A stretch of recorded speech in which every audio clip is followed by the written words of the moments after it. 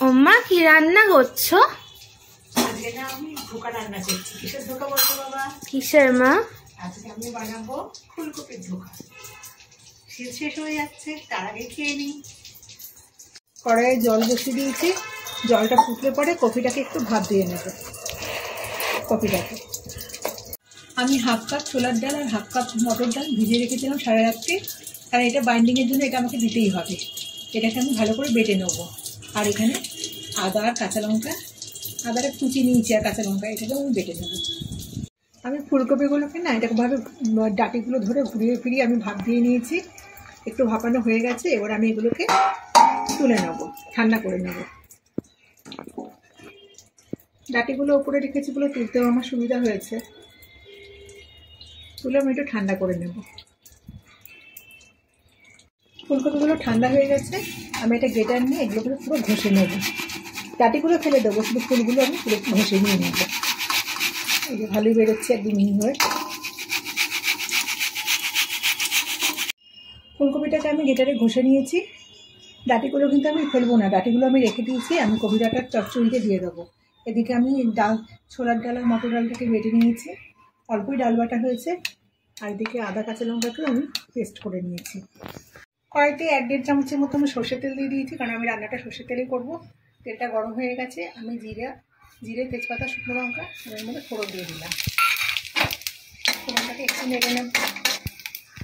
ফোড়নটা ভাজা হয়ে গেছে, এবার আমি 1 চামচ আদা কাঁচা লঙ্কা পেস্টটা দেবো, বেশি দেবো না, 1 চামচ।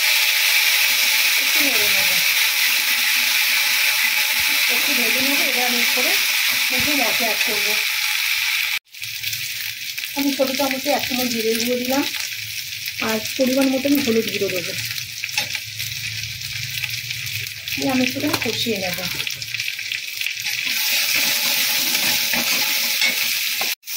মশলাটা আমি ভেজে নিয়েছি, এর মধ্যে আমি কষে রাখা কপিটা আমি দিয়ে দেবো।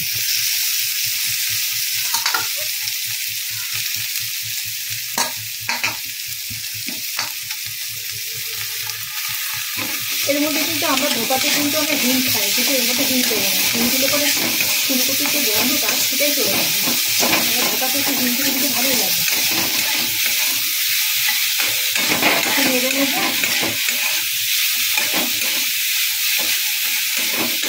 ডাল বাটাটা দিয়ে দেবো।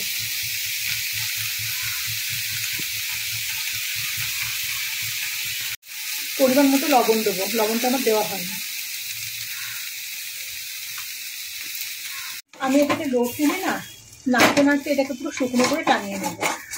মিনিট 2 সময় লাগবে, 2-3 মিনিট সময় লাগবে এটা টানাতে। একদম শুকনো করে টানিয়ে নেব। এটা আমার রেডি হয়ে গেছে। এই যে কড়াই থেকে পুরো ছেড়ে যাচ্ছে, আর আমি আগেই শুকনো লঙ্কা তেজপাতাটা তুলে ফেলে দিয়েছি। এবার আমি একটা ওই থালা প্লেটের মধ্যে আমি তেল ব্রাশ করে নিয়েছি, এর মধ্যে আমি এটাকে ঢেলে নেব। এবার এটাকে আমি ভালো করে এর মধ্যে চেপটে দেবো।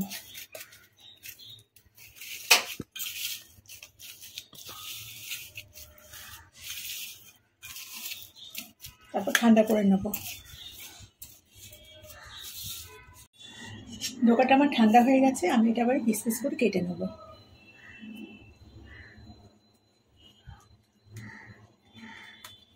আমি এগুলোকে পিস পিস করে কেটে নিয়েছি, আর এখানে আমি কড়াইয়ে তেল বসিয়ে দিয়েছি। রান্নাটা আমি সর্ষের তেলে করবো। সর্ষের তেলে তেলটা গরম হয়ে এসছে, এবার আমি একে একে করে এগুলোকে ছেড়ে দেবো। আমি এগুলো লাল লাল করে ভেজে তুলে নেব। এগুলো লাল লাল হয়ে গেছে, এগুলো আমি এবার তুলে নেব। এভাবে আমি সবগুলোকে ভেজে নেব। আমি ওই তেলের মধ্যেই জিরা তেজপাতা শুকনো লঙ্কা ফোড়ন দিয়ে দিচ্ছি।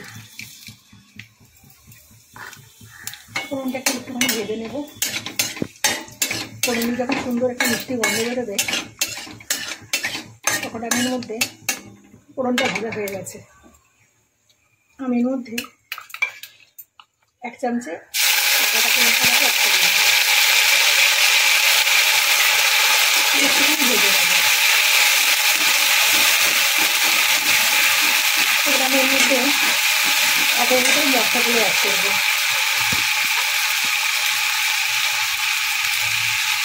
জিরের গুঁড়ো 1 চামচ, ছোটো চামচের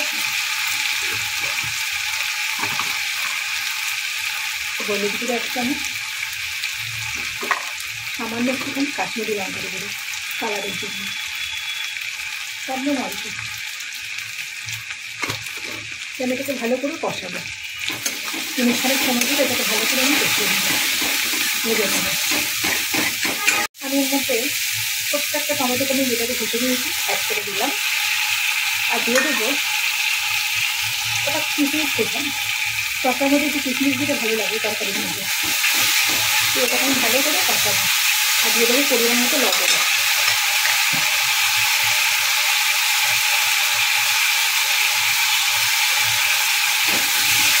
ভালো করে ভাজবো মশলাটাকে, মিনিট 2 সময় ধরে। মশলাটা আমার ভাজা হয়ে গেছে, এবার আমি দিয়ে দেবো পরিমাণ মতো জল। জলটা একটু বেশি দেবো, কারণ আমাকে ধোকাগুলোকে আবার এর মধ্যে একটুখানি ফোটাতে হবে। জলটাকে আমি ফুটতে দেবো, আর এর মধ্যে দিয়ে দেবো সামান্য একটু শাহি গরম মশলা, আর দেবো চিনি পরিমাণ মতো, অল্প একটুখানি গরম মশলা দিলাম, আর দেবো পরিমাণ মতো চিনি।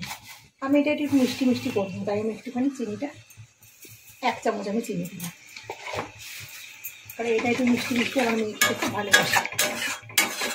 এটা খেতে কিন্তু খুব সুন্দর হয়, ফুলকপি দেওয়া কিন্তু টেস্টে এত ভালো হয়। ধোকা তো আমরা সবসময় খাই, শুধু এখন তো ফুলকপি সিজন, ফুলকপি চলে যাওয়ার সময়। এটা ফুটতে দেবো আমি। এবার আমি একটু ফুটছি, এবার আমি ধোকাগুলোর মধ্যে ছেড়ে দেবো। মিনিট 2 সময় ধরে আমি এটাকে এর মধ্যে ফোটাবো। আমার এটা হয়ে গেছে, আমি গ্যাসটাকে বন্ধ করে দিলাম। এবারে এর মধ্যে দিয়ে দেবো সামান্য একটুখানি ঘি। এর মধ্যে একটু ঘি না দিলে কিন্তু ভালো লাগে না, অল্পখানি দিলাম। ঘিটাকে একটু নাড়িয়ে দেবো যাতে ঘিটা একটু গলে যায়। একটু নেড়ে ছেড়ে আমি এটাকে ঢেকে রেখে দেবো। রেসিপিটা কেমন লাগলো অবশ্যই কিন্তু কমেন্টে জানাবেন। আমাদের ফুলকপি ধোকার রেসিপিটা কেমন লাগলো অবশ্যই কমেন্টে জানাবেন। আর রেসিপিটা ভালো লেগে থাকলে অবশ্যই একটা লাইক দেবেন, আর চ্যানেলটাকে অবশ্যই সাবস্ক্রাইব করবেন।